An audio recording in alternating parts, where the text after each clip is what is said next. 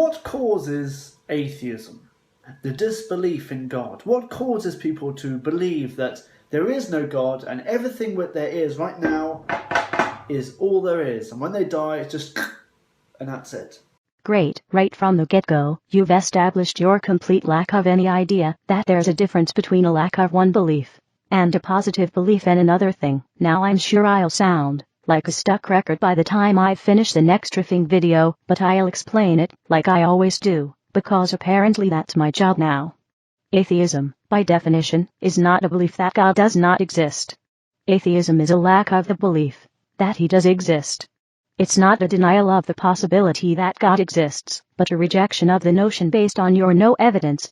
Of course, I suppose you're just gonna be the usual asshole, like you've been doing in the comments for your video, and just assert that my definition of atheism is somehow wrong without backing yourself up correctly. Because someone who is not an atheist is totally gonna have a complete understanding of what atheism is, and what it stands for, or to be more precise, what it doesn't. Go ahead, prove me wrong. I fucking dare you. What causes someone to believe that? But to answer your initial question, that depends on the person. For some people, it's because they are raised without religion. That would be the case for guys like Logic.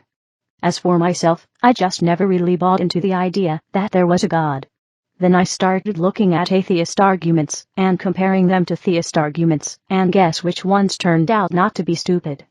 Also, I'd like to point out that atheism has nothing to do with not believing that there is any kind of afterlife, or thinking that there's not. The only claim made by atheism is I don't believe in God.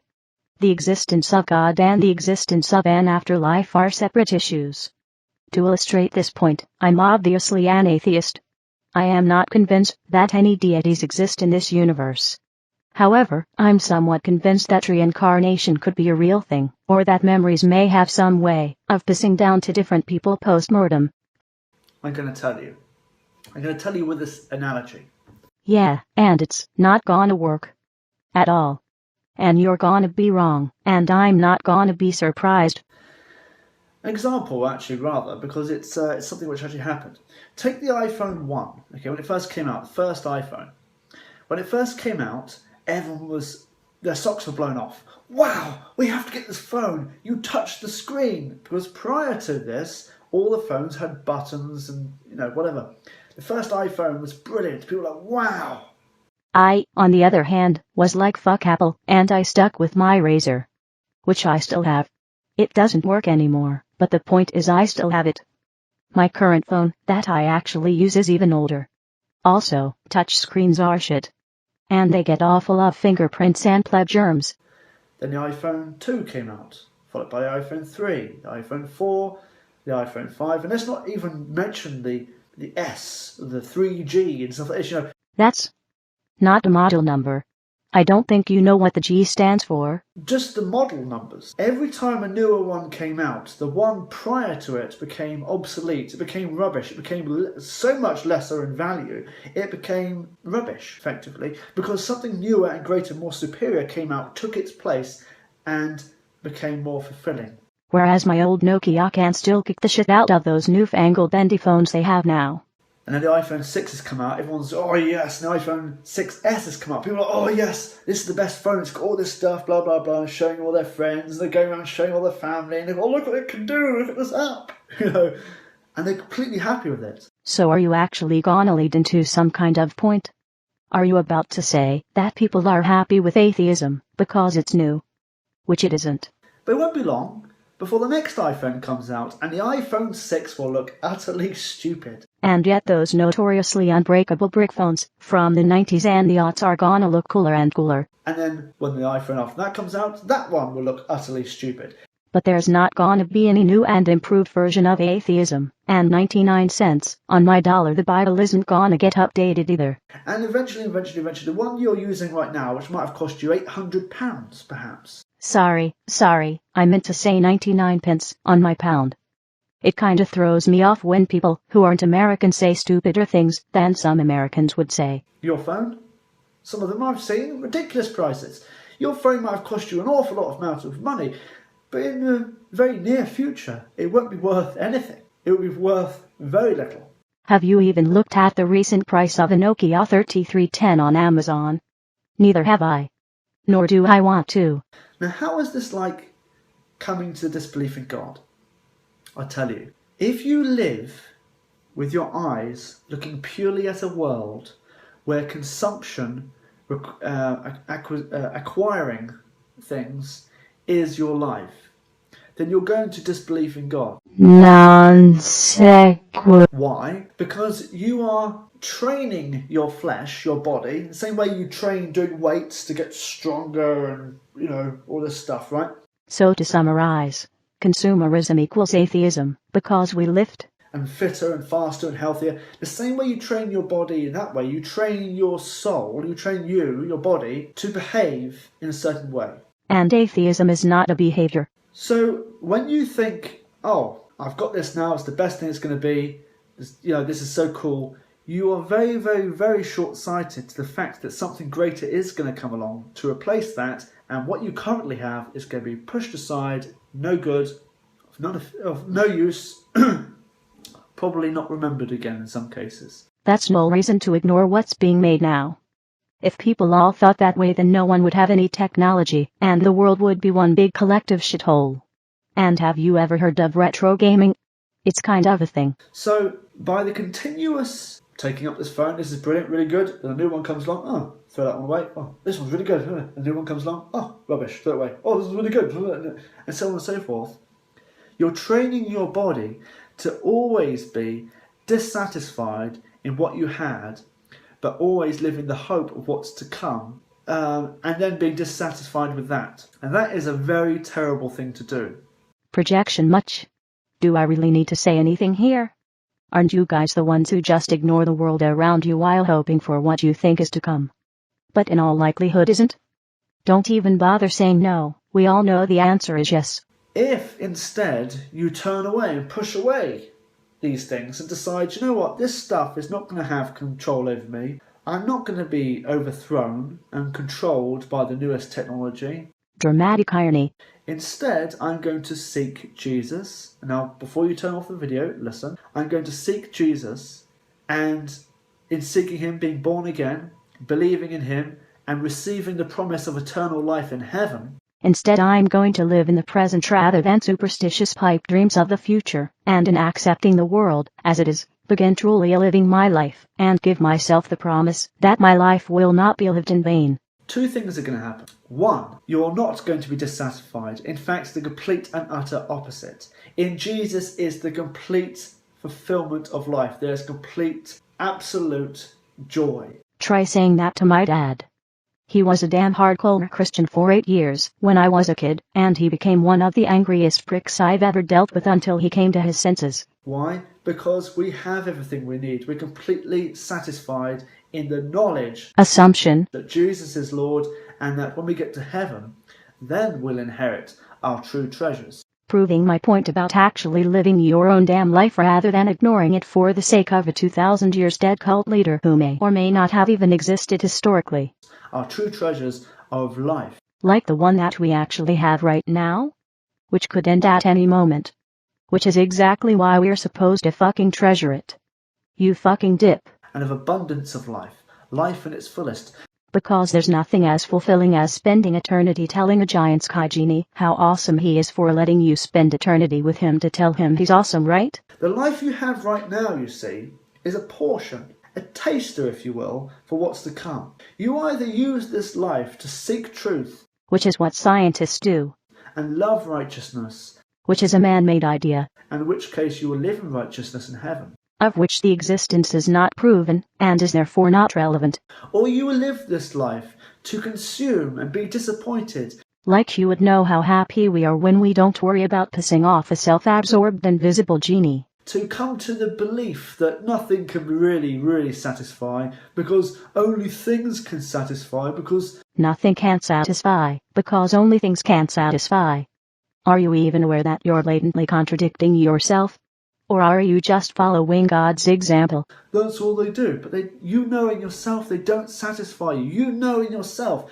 Incorrect. Your straw man knows that, but that's the problem, he's a straw man. And apparently you're assuming that your straw man of consumer society is accurate. And that's egregious. I'm perfectly satisfied with the technology I have right now. And I will continue being satisfied until the things I have are no longer functional. If Windows makes a new operating system, it won't make my current operating system stop working. Besides that, Windows 10 is shit, and it's extremely invasive to its users' privacy. There's literally no reason for anyone to even consider using Windows 10. But that's beside the point. Also, you seem to have completely forgotten the part where you said the following. They're going around showing all the family and they go, oh, look what it can do, look at this app. And they're completely happy with it. Pretty fucking sad when you can't even get your own straw man right.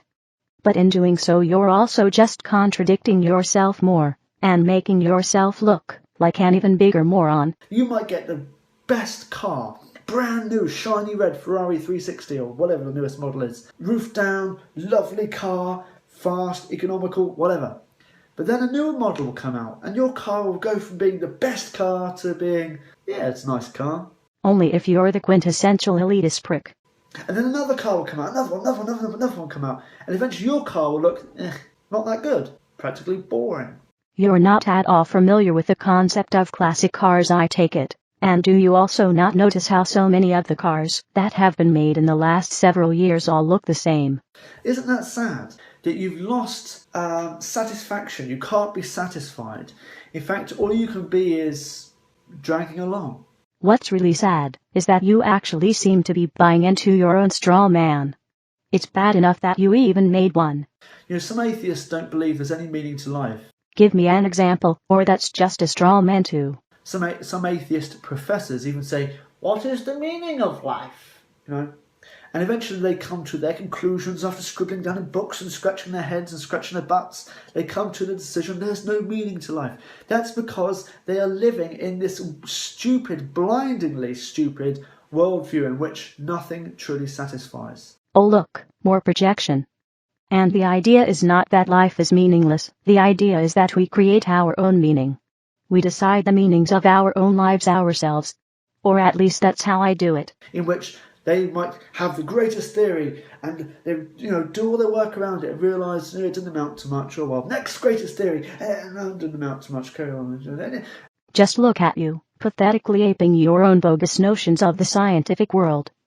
Can you even name one scientist who approaches science that way? Even if you could, you'd be lying.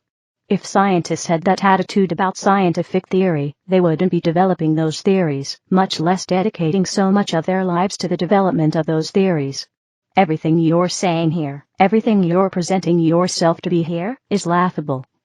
You are laughable. Unless you have Jesus, you have nothing. What we have is lives. Unless you have Jesus, you have nothing.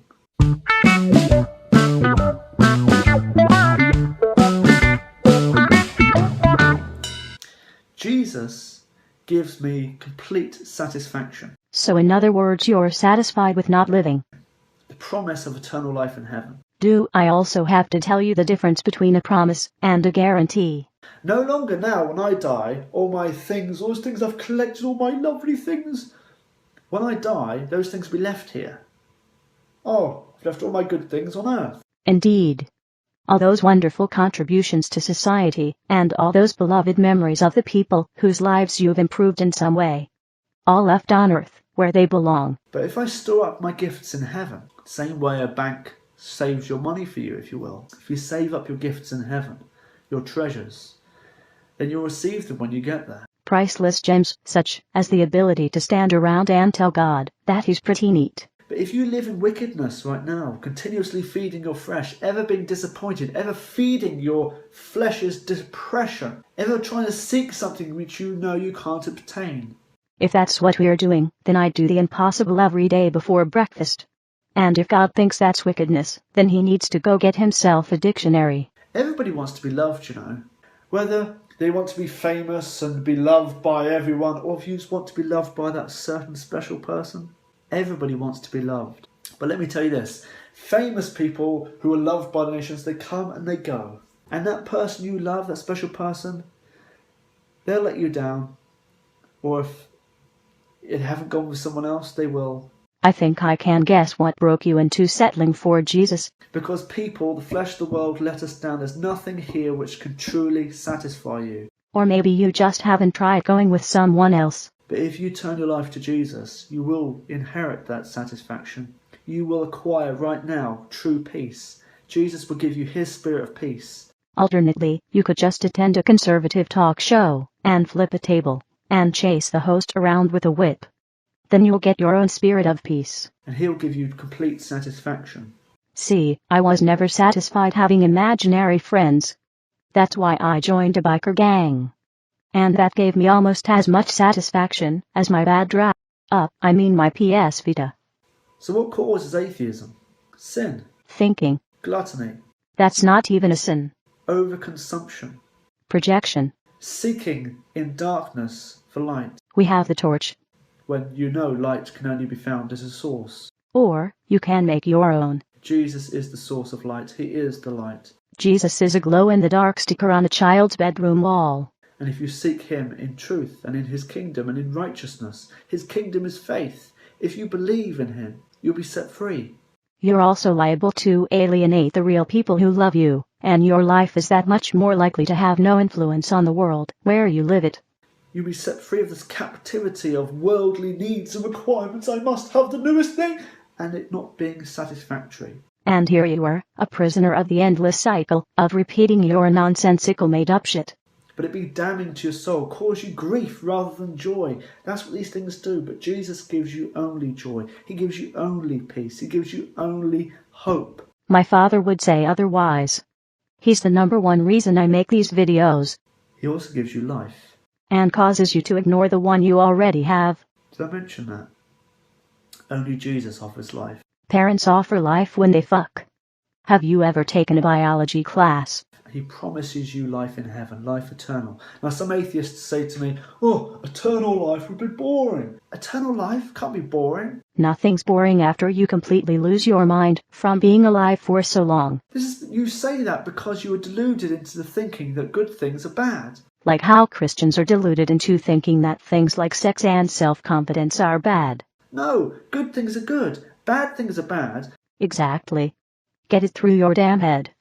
You dip. Because you're living in a worldview where things you think are good turn out to be bad, not that good, throw away. You get a new thing and throw away.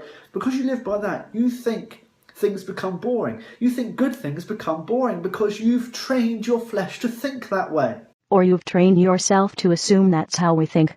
Also, flesh doesn't think. The brain does that. But Jesus offers you complete satisfaction. And when you get to heaven, you will get life in its fullest. At this point, anything would be better than listening to you repeating the same crap over and over. Life in its fullest. There, you go, again. It will not be boring, because it's not half a life, part of life. It is the fullness of life. Because in heaven there's so much more to do.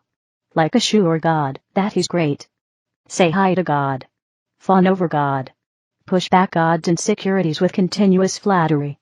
Repeat yourself for God. Fellate God. Cradle his balls in your tiny baby hands. Tickle his prostate. If you come to Jesus, you'll have it. Stare in awe as waves of heavenly light erupt from God's trumpet and splash your face. You must make the choice. I can't make the choices for you. You've got to make your own choices. God is love. God is life. You either seek Jesus, be set free, and come to eternal life. Or you continue to live in darkness, but your life will be short. You talk about it like there's a choice. But that's incorrect. You can't just decide to believe in something. That's not how belief works. And like everything which brings disappointment to you, your life will bring disappointment to you. You'll find no meaning in your life. You'll die in despair. And if your loved ones are anything like you, living in darkness, you won't be remembered. You wish that was any kind of true. My mom was an atheist and she died happier than me, and I'm damn happier than I look. Not that you know how happy I look, but you can look at this picture on the screen. See that wolf? Doesn't he look moderately amused? I'm happier than that wolf looks right now. For further reference on our collective mood, you need look no further than Reddit. In this moment, they're ecstatic. I'm not quite as enthusiastic as some of those guys, since I'm a relatively irritable person. But if I was one of those Jesus freaks, 99 Tugrik, on my peso, I might have offed myself by now. You won't be remembered. I wouldn't be too surprised. Some of my family members have the attention span of a mayfly. They're probably too drunk to remember me when they sober up for my funeral anyway. But they're mostly Christian, so the joke's on you again. But if you have Jesus, your name will be written in the book of life. My name's already been in plenty of phone books. I won't care if I miss out on being included in God's. And I don't want my name in the same book as Fred Phelps. He still owes me $60. And you'll be remembered. But all your sin will be forgotten. That's the deal breaker. Why would I want to be remembered if no one remembers my videos, and all the jokes I've made, and like 80% of what I cook? Jesus did not come to damn you, condemn you. He came to set you free. And if you come to Jesus, you will be free. But if you continue to ignore living disbelief, living in the false pleasures of a false life, Define false. living in darkness, feeling around the darkness, thinking you've got a hold of something really good. Oh, I've got something good over here. And it turns out to be a pile of elephant dung. Hey man, don't judge. Some people would love to find something like that. You must come to Jesus and be set free. He opens the eyes of the blind. Opening someone's eyes won't accomplish anything if their eyes don't work. That's very hard for you to hear as a blind person. Perhaps you are a blind person watching this video. It's hard for you to understand that, but Jesus does open the eyes of the blind. I guess you just don't care if you offend anyone blind. And he'll open your eyes if you'll turn to him and listen. Or deaf. Jesus loves you. He loves you so much that he died and took your place in hell for you. And 3 days later he went to heaven, where he remains to this day.